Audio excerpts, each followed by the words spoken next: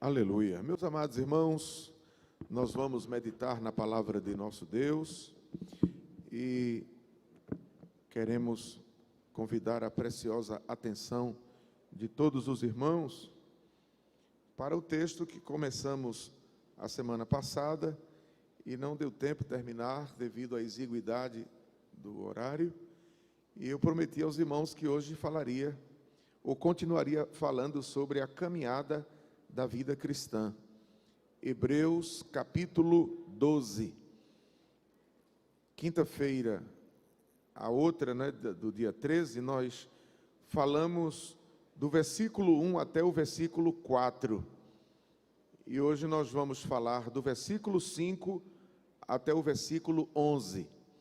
E você que gosta de anotar, gosta de escrever algumas coisas que lhe marcarem, na mensagem, é interessante. Glória a Deus. Então vamos ler na carta aos Hebreus, capítulo 12. Leiamos o que diz o versículo 5.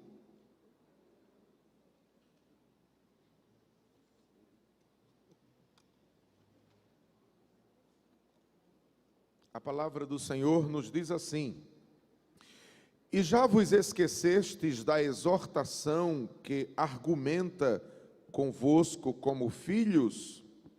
Filho meu, não desmaieis. Desculpe aqui, irmãos, aqui eu tirei aqui o pedestal e perdi a visão. E já vos esquecestes da exortação que argumenta convosco como filhos? Filho meu, não desprezes a correção do Senhor e não desmaieis quando por ele fores repreendido. Aleluia. Amados irmãos, a outra, nós falamos que a caminhada do cristão, ela é uma caminhada de desafios e que nós precisamos ter muita força para chegar até o fim. E nós explicamos também que esta nuvem de testemunhas do versículo 1 representa os heróis da fé contidos no capítulo 11, e mostramos que o capítulo 12 é uma sequência do capítulo 11, e mostramos também que para continuarmos caminhando a caminhada cristã, nós precisamos continuar focados em Cristo, olhando sempre para Jesus, o autor e consumador da nossa fé. Depois nós explicamos que para nós continuarmos nesta caminhada, temos que nos esforçar para nunca enfraquecermos, nem desfalecer o nosso ânimo. E hoje eu quero, com a graça de Deus, com a ajuda da oração dos irmãos, começar a partir do versículo 5, mostrando que nesta caminhada cristã, o Senhor, por vezes, nos corrige, para que nós possamos chegar bem no final desta caminhada. E a correção que o Senhor nos faz é para a nossa edificação espiritual. Agora, observe, por favor, o versículo 5 novamente, pois a Bíblia diz assim: E já vos esquecestes de quê, meus amados? Da exortação. O que significa a palavra exortação? Exortação, gente, é um aviso com o intuito de chamar a atenção. Isso é exortar. Às vezes a gente pensa que exortar é tratar com gravidade, com brutalidade. Não, exortar é um aviso chamando a atenção. E a palavra diz assim: você já se esqueceu da exortação que argumenta? Essa palavra argumenta aqui merece nossa atenção também, porque argumento, irmão, argumento é uma prova usada para afirmar algo ou algum acontecimento. Então, quando a gente vê uma questão de argumento, é alguém querendo provar algo, é alguém querendo ratificar algo. E a Bíblia diz da exortação que argumenta convosco como filhos. Aí diz: filho meu, não desprezes a correção do Senhor, e não desmaieis. E a palavra desmaieis aqui, irmãos, vem de desmaio mesmo. E desmaiar é perder os sentidos, é desfalecer. Então, a gente entende pela a etimologia destas palavras, ou seja, exortação, argumento, correção, desmaio, que nós, nesta caminhada cristã, precisamos absolver as exortações que estão nos chamando a atenção, precisamos ter cuidado com os argumentos que Deus nos dá, de que realmente Ele está nos corrigindo, para que nós sejamos mais firmes. E aí eu começo explicando sobre a questão da correção. E aqui a gente vê, irmãos, que do versículo 5 até o versículo 11, aparece a palavra correção 7 vezes. E por que que o Senhor nos corrige? Por que que nós precisamos sermos sempre corrigidos? E aí começa esta explicação. Em primeiro lugar, o Senhor nos corrige, irmãos, para garantir o amor que Ele tem por nós. Veja o que diz o versículo 6. Que coisa linda o versículo 6. Porque o Senhor corrige a quem, minha gente? O que ama. E açoita a qualquer que recebe por filho. Então, a primeira razão por que Deus nos corrige é porque Ele nos ama. E o amor de Deus por nós é algo imensurável. Não dá para mensurar como é grande este amor de Deus por nós. E por vezes nós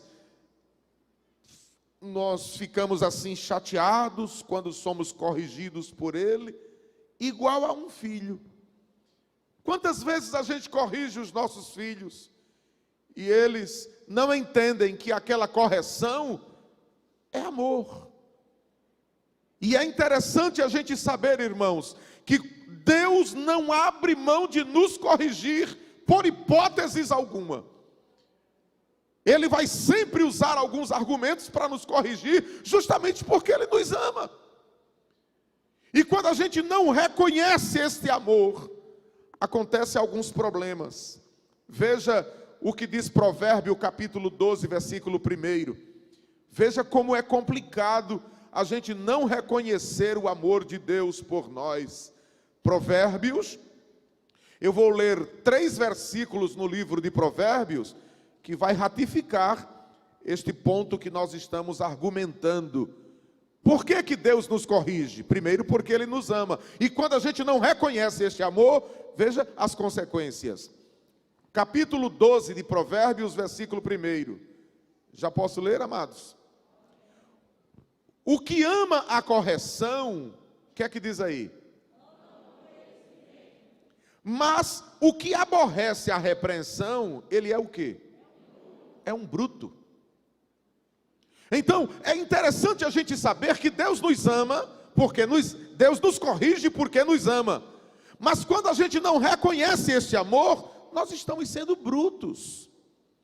O que é uma pessoa, um ser bruto? É um animal irracional, que não consegue pensar, não consegue racionalizar as coisas por conta da brutalidade. E olha, irmãos, existem pessoas que na verdade elas se comprometem com este versículo aqui, porque Deus dá uma oportunidade, Deus corrige, Deus fala, Deus chama a atenção através da exortação, mas Ele é obstinado Digam comigo bem bonito: Senhor, nos livra da obstinação. Pois é, a obstinação, em outras palavras, é o cabeça dura. É a pessoa que Deus está dizendo, venha pela esquerda, ele diz, não, eu vou pela direita. Deus diz, dá um passo atrás, ele dá um passo à frente. O Senhor chega para esta pessoa, às vezes em sonho, em profecias, em um estudo bíblico como esse, que a gente está estudando a Bíblia. Mas ele bate a mão assim, ó, na mesa, trinca os dentes e diz, eu vou continuar assim, porque é assim mesmo. Então uma pessoa dessa é considerada como bruta. Quem me entendeu? Veja outra situação que a palavra nos mostra sobre o fato de não reconhecermos o amor de Deus quando Ele nos corrige. Veja Provérbios capítulo 15, versículo 32. O que é que a Bíblia diz? Provérbios 15 e 32. O que rejeita a correção, o que é que faz, minha gente? Epa, essa expressão é muito forte. Menospreza o que, gente? Mas o que escuta a repreensão, o que é que faz? Eita, que coisa linda. Vamos ler outra vez este versículo, meus irmãos. E se for presente, ler 2, 3, 4, 5. Vamos ler juntos, vamos. O que rejeita a correção, menospreza a sua alma. Mas o que escuta a repreensão, adquire entendimento. Desprezar a correção de Deus é não reconhecer o seu infinito, o seu imensurável amor. E quando isso acontece, nós estamos menosprezando a alma. Amados, por favor, me ajudem aqui. O que significa menosprezar? Hein, gente? Menosprezar não significaria desdenhar, desconsiderar, tornar pequeno, tornar menor uma coisa, uma verdade. Por exemplo, se eu recebo isso aqui como um documento e menosprezo, o que é que eu estou fazendo? Ó, menosprezar.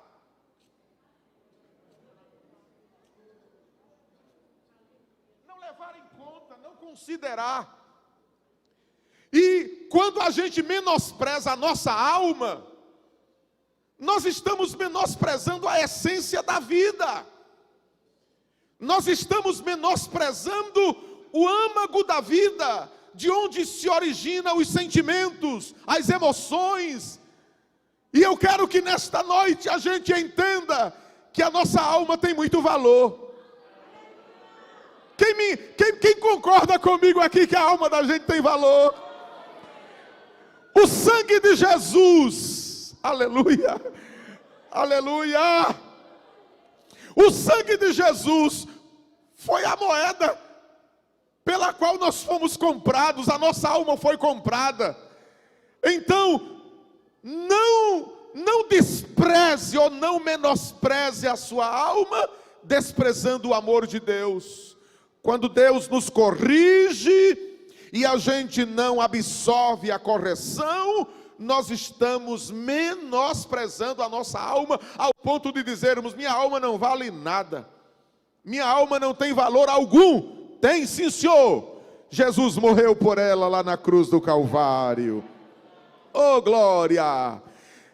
Temos outro versículo que ratifica o primeiro ponto deste estudo, pois eu estou tentando explicar que Deus nos corrige porque nos ama.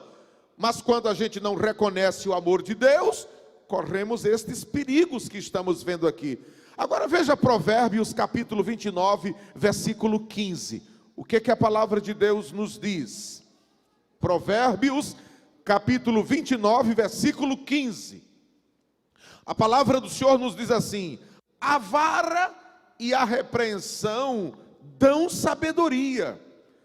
Mas, cadê os rapazes que estão aqui nesta noite? Tem poucos hoje, né? Mas o rapaz entregue a si mesmo faz o que, gente? Veja o que a semântica deste versículo nos esclarece. A vara e a repreensão dão sabedoria. Dão ou não dão, minha gente? Sim, senhor. Quando somos repreendidos, quando somos corrigidos, nós adquirimos sabedoria. Mas quando não somos corrigidos, aí ele compara aqui a um rapaz entregue a si mesmo. O que é um rapaz entregue a si mesmo? É um rapaz que não tem perspectiva de vida, não se submete a nada. O substantivo rapaz aqui é genérico, se refere a qualquer pessoa que não quer reconhecer a correção. Aí, se entrega ao desleixo e vai, e aí perde a rota da vida. Porque rapaz aqui também tem uma ideia de alguém que está iniciando a viver. E quando não se absorve a repreensão, depois vem o prejuízo.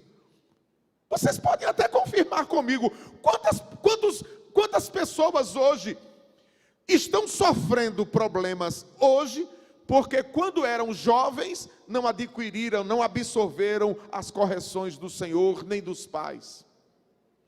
É sério, gente. Tem muita gente hoje com problemas no casamento, problemas na vida espiritual, problemas na vida moral, problemas na vida profissional, N problemas, porque quando eram jovens, foram corrigidos, mas eles disseram, eu não quero a correção de Deus, não aceito a correção do meu pai, não aceito a correção da minha mãe, e hoje estão chorando. E eu digo, é bem empregado. É sim, senhor.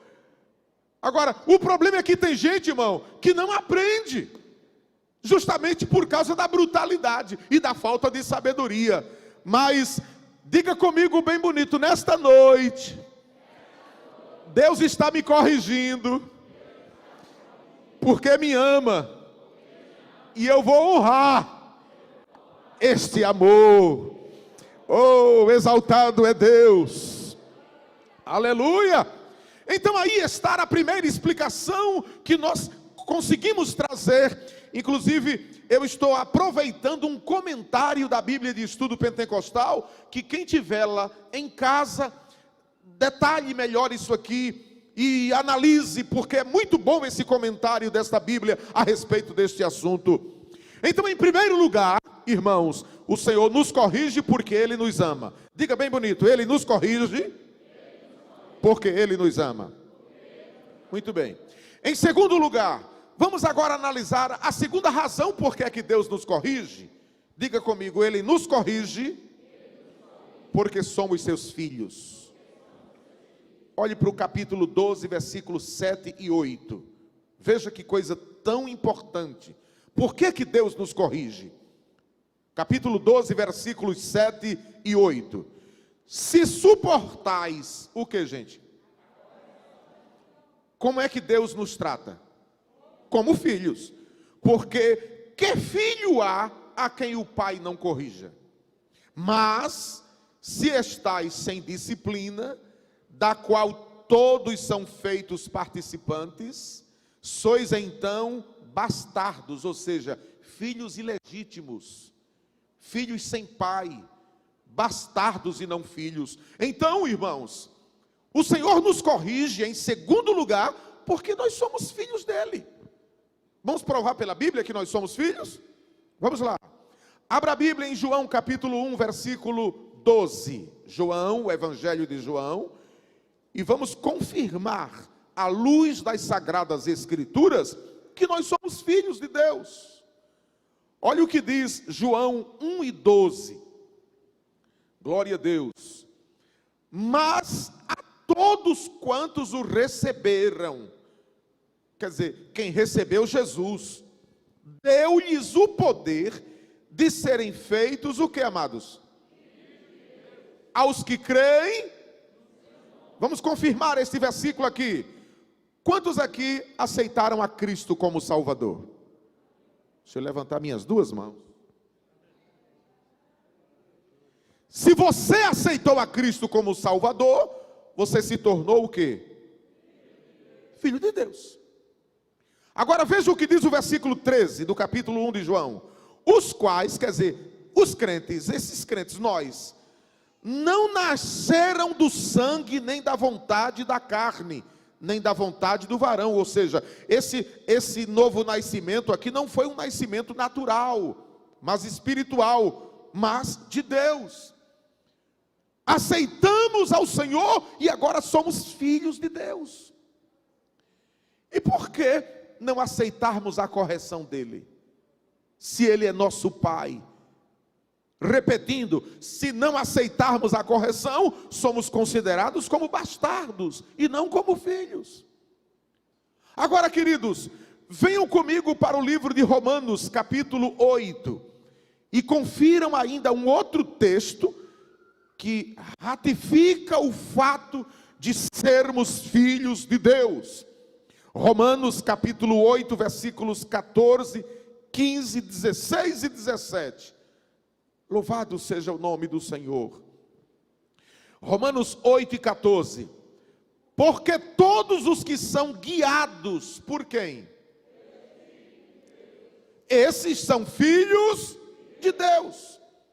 Porque não recebestes o espírito de escravidão, para outra vez estardes em temor, mas recebestes o espírito, ó que coisa linda a Bíblia diz, ó, o espírito de adoção de filhos. Aleluia. Por que adoção? Vamos parar um pouquinho aqui, depois a gente continua lendo. Por que adoção?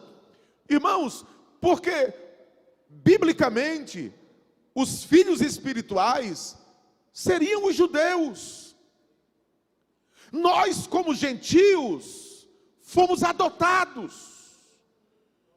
E eu tenho um texto daqui a pouco para mostrar sobre essa questão da adoção. Deixa eu terminar aqui esse texto e depois a gente vai para o capítulo 11 de Romanos. Olha, mas recebestes o espírito de adoção de filhos, pelo qual clamamos o quê, minha gente? Quer dizer, nós somos filhos adotados, mas nós temos uma relação muito íntima com o nosso Pai. Quem concorda com essa palavra bíblica? Há uma relação muito íntima entre nós e Deus, ao ponto de chamarmos Ele de paizinho, porque Abba Pai é o mesmo que paizinho. Na linguagem nordestina é painho. Só quem usa esse termo painho é a gente, viu? Um dia a gente estava lá em África, quando estávamos morando lá, e chegamos num determinado lugar, e é difícil você encontrar alguém ali falando português, mas chegamos num determinado lugar, e a minha menina disse, painho. Aí tinha um senhor na fila, era um brasileiro que estava lá. Aí disse, vocês são do Nordeste, né? Quem se sente feliz aqui por ter essa comunhão com seu Pai? Aleluia. Ô irmão, escuta, olha, como é gostoso a gente ter essa intimidade com Ele, né? Tem hora que a gente erra, aí vai aos pés dele, aí Ele recebe a gente com tanto carinho, e nós sentimos a presença dEle. É tão gostoso a gente se ajoelhar, e quando a gente começa a orar, daqui a pouco a gente está falando em línguas estranhas, se somos batizados, as lágrimas começam a molhar a face, dá aquela coisa boa lá por dentro, é Ele. É como diz aquele hino que os meninos cantam, é Ele mexendo no secreto da gente. O lugar que ninguém conhece. Adore a Ele por Ele ser um Pai íntimo. Aleluia! Oh, glorifiquemos ao Senhor por essa intimidade.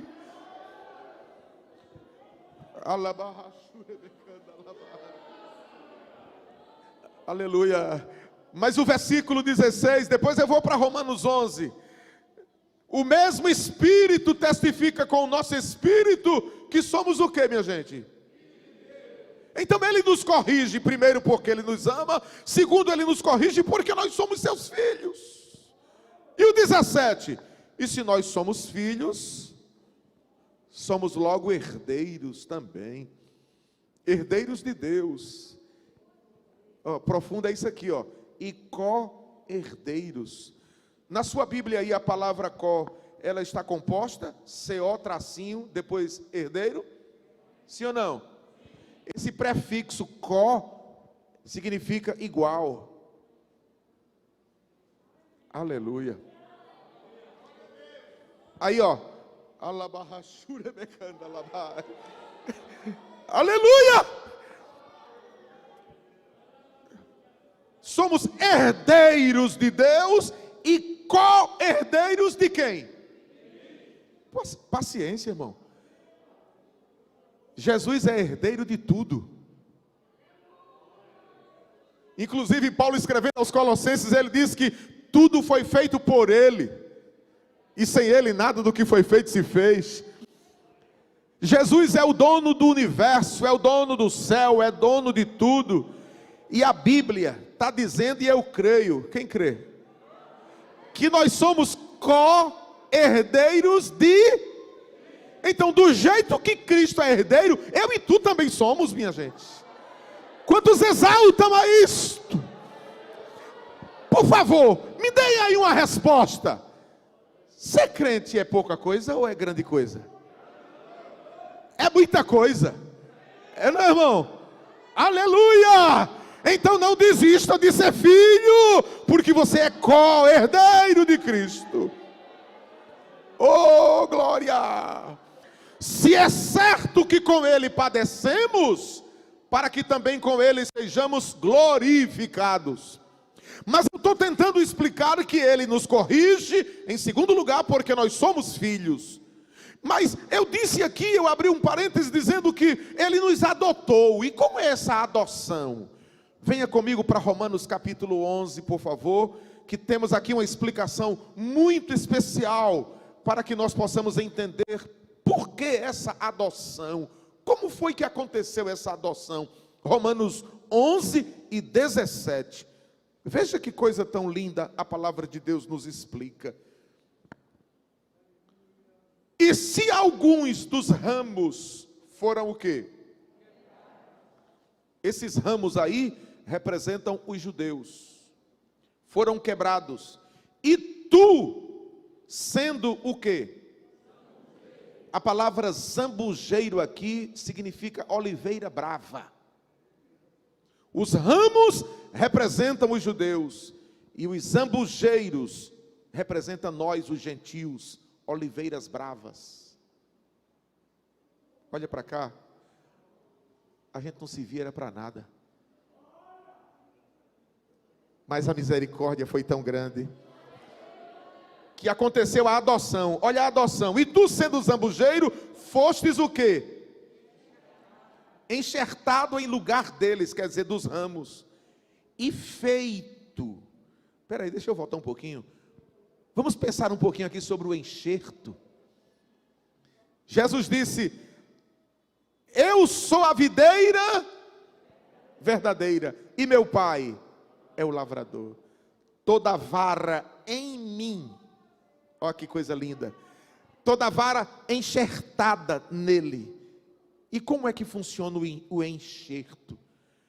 Enxerto é você rasgar um galho de uma árvore, por exemplo, de uma laranjeira, e colocar ali um galho de um limão, enrolar ali aquela operação, e depois de algum tempo estará dando fruto, aquele galho que você enxertou na árvore da laranjeira. Aleluia! Pois Jesus deu um rasgão assim na árvore que era ele próprio. Oh, glória a Deus! Colocou o zambujeiro, amarrou, e os zambujeiros estão tudo aqui agora hoje dando frutos enxertados. E o que eu acho mais profundo nesse texto é que fostes enxertada em lugar deles, repitam comigo, e feito participante da raiz. Vê que coisa linda. Participante da raiz e da seiva. O que é a seiva? É o líquido que nutre toda a árvore. Nós éramos zambujeiros, mas fomos enxertados na oliveira verdadeira e hoje nós absorvemos, aleluia, as vitaminas das raízes desta árvore. Quantos exaltam ao Senhor por esta maravilhosa? Então é preciso a gente entender, amados, que nós fomos adotados por esse processo que vocês acabaram de ver comigo aqui agora. E a partir deste processo de enxerto, de adoção, hoje nós desfrutamos das benesses, das riquezas celestiais. Que coisa, irmãos. Agora, é interessante a gente saber que isto aconteceu porque nós agora somos filhos. Eu tenho uma coisa bonita para a gente ver a respeito sobre o direito de filho que nós temos. Como herdeiros, que a gente acabou de ler em Romanos 8,17, que nós somos co-herdeiros. Por que nós somos co-herdeiros? Porque fomos enxertados. E o que significa esse enxerto? A adoção. E o resultado disso? Vem comigo para Hebreus, capítulo 9. Oh, aleluia. Tem um documento, viu, que prova isso. O documento é chamado de testamento. Veja, Hebreus capítulo 9. Glória a Deus. Capítulo 9, versículo 15 e 16. Hebreus 9 e 15. A palavra do Senhor nos diz: e por isso é mediador de um novo testamento, para que, intervindo a morte, para a remissão das transgressões que havia debaixo do primeiro testamento, os chamados recebam o que, gente? Repita, recebam a promessa da herança eterna. Agora, eu sinto que preciso voltar um pouco para explicar essa palavra aqui, chamados. Os chamados. Tenham cuidado, porque os calvinistas usam essa expressão aqui, os chamados, para dizer que um grupo apenas foi predestinado para ser filho. E isso não é verdade. Viu, irmão? Os chamados aqui são aqueles que estão em Mateus 11, 28. Jesus diz assim, ó: vinde a mim. Alguns. É assim, irmão Luiz? Vinde a mim, alguns do grupo dos predestinados. É assim? Vinde a mim todos. Todos. Todos. Que estáis cansados e oprimidos, e eu vos aliviarei. Então, vale aqui essa explicação teológica, de que os chamados aqui são aqueles que escutam a voz do Cristo Redentor. Aqui ele está chamando o preto, o branco, o sábio, o ignorante, o pequeno, o grande, o rico, o pobre, o médico, o paciente, o professor, o estudante, o europeu, o africano, o que sabe, o que não sabe, o que tem, o que não tem, o que pode, o que não pode. Ele está chamando a todos. Amém, igreja?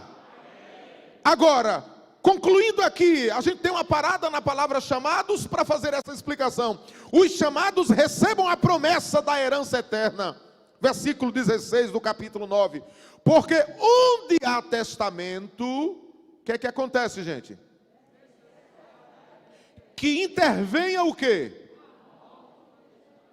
Ou seja, vocês sabem que quando uma pessoa tem uma herança, ele deve fazer o testamento antes ou depois da morte?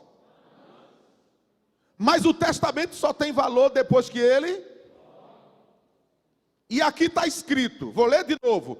Porque onde há testamento, esse há é do verbo haver, viu? Onde tem testamento, tem ou não tem? Aleluia. Necessário é que intervenha a morte de quem? O testador morreu? Morreu ou não morreu? Na cruz, embora ao terceiro dia ele... Então, se o testador morreu, o testamento tem validade. Olha o 17. Porque um testamento tem força onde houve, ou terá ele algum valor enquanto o testador vive. Só que aqui é um caso excepcional. O testamento tinha que ter valor. E para que tivesse valor, o testador foi até ao alto da cruz, morreu. Morreu, então está ratificado o testamento para os herdeiros. Aleluia! Então agora preste atenção para esse detalhe. Nós somos herdeiros. Por que que nós somos herdeiros? Porque somos filhos. E como filhos ele nos corrige, porque ele não quer que a gente perca essa herança. Tem tanto filho perdendo essa herança, irmão. Tantos filhos que deixam a igreja, que deixam o evangelho, que se afastam.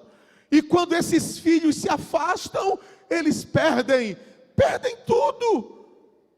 Embora, é por isso que eu amo o evangelho. O camarada perde, mas ele volta, aí recebe tudo de volta de novo, né? Oh, glória a Deus. Quantos filhos aqui estão felizes nesta noite? Aleluia. Então, minha gente, estamos falando sobre a correção de Deus sobre nossas vidas. E estamos mostrando que, em primeiro lugar, Ele nos corrige porque Ele nos ama. Em segundo lugar, Ele nos corrige porque nós somos filhos. Somos filhos. Vimos muitas coisas boas aqui sobre esse ponto. Agora, em terceiro lugar, volte comigo para Hebreus capítulo 12. Em terceiro lugar, irmãos, em terceiro lugar, Deus nos corrige, viu? Por dois propósitos especiais. Dois. Há duas razões importantíssimas e imprescindíveis pelas quais o Senhor nos corrige. A primeira delas está em 1 Coríntios 11, 31 e 32. Venha comigo, por favor. 1 Coríntios, capítulo 11, versículo 31 e 32. Veja, por que é que Deus nos corrige, irmãos? Qual a razão? Aí, ó. Porque se nós nos julgássemos a nós mesmos, me ajudem. Eu não sei se você já parou para pensar ou para analisar esse versículo. Deixa eu dar uma luz aqui, é uma análise minha, é um grifo meu. Veja bem, porque se nós nos julgássemos a nós mesmos, não seríamos julgados. Em outras palavras, é muito difícil a gente reconhecer os nossos erros. É muito difícil. Às vezes até é preciso as pessoas apontarem os nossos erros. Mas quando você olha no espelho e diz assim: está aí um cabra bom. Nota 10 para você, rapaz. E quando alguém aponta um erro em você, você fica chateado, se arrepia todo. Eu não aceito que ninguém fale de mim, porque eu... Está aqui, ó. Precisamos entender que ao nos auto-julgarmos, nós temos nossos erros, irmãos. Temos as nossas falhas. Mas veja o que diz o 32. Mas quando somos julgados, somos repreendidos por quem? A gente está estudando nesta noite por que que o Senhor nos repreende, por que que Ele nos corrige. E aí está, ó. Quando somos julgados, somos repreendidos pelo Senhor com um objetivo. Qual é ele? Para não sermos o quê? Então Deus nos corrige, em primeiro lugar, para nós não sermos condenados com o mundo. O mundo que não quer Jesus está condenado, irmãos. E Ele nos corrige, com o propósito de nós não sermos condenados com Essa expressão aqui é muito interessante. Condenados com, ou seja, junto com o mundo. Em segundo lugar, amados, por que é que Deus nos corrige? Por que é que Deus nos disciplina? E nós entendemos, irmãos, aí agora a segunda razão por que é que Deus nos disciplina. Veja, volte comigo para Hebreus capítulo 12 e vamos ler agora os versículos 10 e 11. Glória a Deus. Aleluia. Versículos 10 e 11. Porque aqueles, na verdade, por um pouco de tempo, nos corrigiam como bem lhes parecia. Isso aí eram os nossos pais. Mas este, que é Deus, Ele nos corrige para nosso proveito. Repita comigo: para sermos participantes da sua santidade. Irmão, essa frase aqui mexeu muito comigo hoje, quando eu estava estudando esse texto. Deus nos corrige, em primeiro lugar, para não sermos condenados com o mundo. Em segundo lugar, Ele nos corrige para que nós sejamos participantes da santidade de Deus. Meu Deus. Para um pouquinho aí, irmão, e pensa comigo sobre isso. Deus está nos corrigindo para que nós sejamos participantes da santidade de Deus. Posso fazer uma pergunta a vocês? Será que isso é possível? Os comedores de farinha. É muito sério isso, irmãos. Participantes da santidade de Deus. Porque nós somos filhos. E fazendo aqui uma análise natural, não é espiritual. Quem conhece aqui a minha menina Laura, olha para ela e diz: como tu pareces com teu pai, menina? E ela era muito presepeira quando era pequena. Um dia ela botou um paletó, irmão. O meu paletó ficou quase... era bem miúda. E botou o paletó, botou uma gravata e tirou uma foto. Ela parece, eu percebo que ela parece muito comigo. E até me orgulho com isso, né? Mas por que ela parece tanto comigo? Até no jeito de agir às vezes. Porque é minha filha. Você tem algum filho que parece com você? Usa esse bigodão assim? O filho desse aqui, que é o professor Jonatas, é a cara dele. Até o andar assim meio... Eu já observei como é que ele anda. É assim. O irmão Sérgio, cadê Júnior? Não está aí. Até a maneira de olhar, ele olha assim, feito pai. E ela fala assim. Por quê? Porque é filho. Eu observo tudo, né, irmão? Nós somos filhos de Deus. E a palavra está dizendo que Ele nos corrige para a gente ser participante da sua santidade, ou seja, a gente parecer com Ele, irmãos. Oh, exaltemos ao Senhor por esta graça. Isso é uma graça, irmãos. Aleluia. E olhe, o fato de você ser filho de Deus, você parece com Deus. Porque às vezes você passa num lugar e diz: ali vai uma mulher de Deus, ali vai um homem de Deus. Você chega às vezes numa loja para comprar e alguém pergunta logo: você é evangélico? Você tem uma maneira diferente de ser, de vestir, de falar? Quem participa da santidade de Deus parece com Deus. Oh, glória a Jesus, glória, glória, glória a Deus. Mas veja o que diz o versículo 11. E na verdade, toda correção, o que é que diz aí, minha gente? Não parece ser de quê? Olha para cá, por favor. Quem gosta aqui de ser corrigido? Não dá assim uma coisinha quando a gente é corrigido? É o que a Bíblia está dizendo, né? Na verdade, toda correção ao presente, quer dizer, no momento, não parece ser de gozo, não traz alegria. Quando alguém nos corrige, o nosso pai, a nossa mãe, um líder nos corrige, do tipo: irmão, isso não está certo. Você precisa melhorar nisto, precisa melhorar naquilo. Não tem um que goste logo no início. O senhor gosta não, né? Mas não vai dizer nada, né? Só que a correção, no momento, não parece ser de gozo. Mas vamos agora. Mas depois que a gente cai na real, mas rapaz, o pastor me corrigiu, minha mãe me corrigiu, meu marido me corrigiu, minha esposa me corrigiu, meu amigo me corrigiu. No momento eu fiquei enfurecido, eu não gostei. Mas depois produz o que, minha gente? Um fruto pacífico de justiça. Eu acho forte essa frase aqui, nos eis excitados por ela. Quer dizer, a correção é um exercício, gente. A correção nos exercita.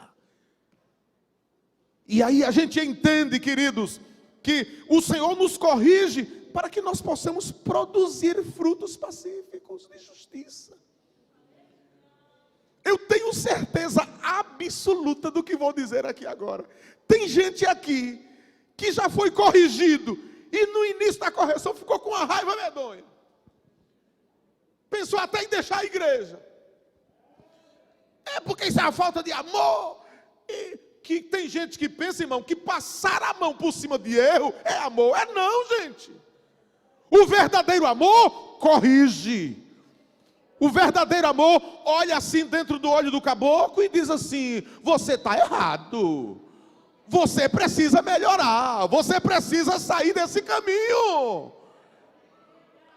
E tem gente que, quando repreendido a princípio, ficou muito enfurecido. É porque eu vou mudar de igreja, porque aqui não tem amor, e porque isso, e porque aquilo, eu não vou mais, não dou mais o meu dízimo, e porque não sei o quê, eu estou com raiva. Mas glória a Deus, porque depois que o sangue esfriou, que o arrepio baixou, que a mente funcionou, você sentiu que aquela correção foi para o seu bem. E daí a pouco começam os frutos. Está aqui, fruto pacífico de justiça, nos eis excitados por ela. Que pena, irmãos, que o relógio está mandando eu parar. Mas eu estou sentindo uma graça de Deus aqui nesta mensagem, nesta noite. E eu creio que o nosso Pai está nos abençoando. Aleluia! Que Deus abençoe-nos como filhos, sendo corrigidos por Ele. Oh, que correção maravilhosa! A correção do Senhor nos alegra. A correção do Senhor nos fortalece. A correção do Senhor nos satisfaz. A correção do Senhor nos prepara para entrar na vida eterna. Que cada um de nós, a partir de mim, nos sintamos corrigidos por Deus, para chegarmos um dia lá na glória celestial.